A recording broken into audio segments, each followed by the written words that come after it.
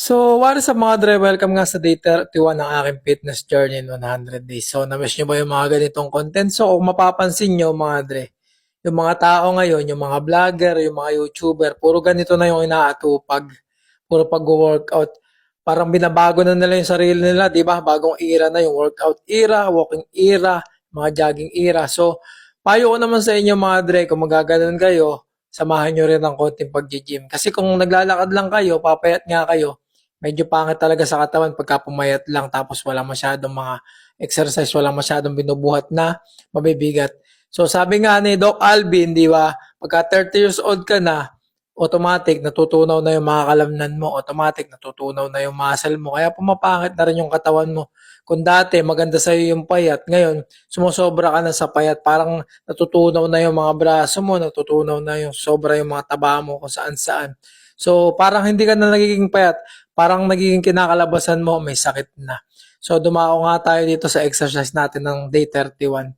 So legs workout nga to. So share ko lang mga Dreno, meron nga nag-PM sa akin o meron nagtanong sa akin na available daw ba ako for coaching kasi pwede naman daw nila akong i-hire doon sa gym nila mga Dre. So yung mga ganun mga Dre, thank you nga pala sa mga opportunities na ganun. Pero hindi ko naman sinasabi na tinatanggihan ko pero yun na nga, pag-iisipan ko po muna bago ako sumagot. Sa akin, nagtuturo lang ako dito kung saan mga social media account ko ng mga tamang form kasi nahihinayangan din ako pag kami mga nag-gym. Tapos kung ano na lang yung pinagagagawa nila doon, buhat sila ng buhat o ano man yung pinagbubuhat nila. So, hindi agad mag improve kung ano man yung gustong pag-improve nila. So, nasasayang din yung bayad nila kaya nasasayangan nga ako mga Andre.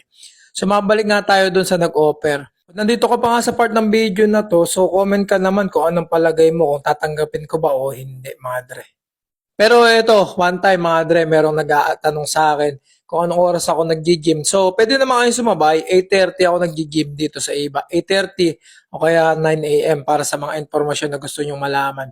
So, pagka ganito lang mga form-form lang o mga buhat-buhat lang, kaya ko kayong turuan. Pero pagka proper coaching na, katulad nung nag-i-inquire sa akin nung nakaraan, about sa mga diet, about sa mga pagkain, may bayad na po yun. Siyempre may rate na yun.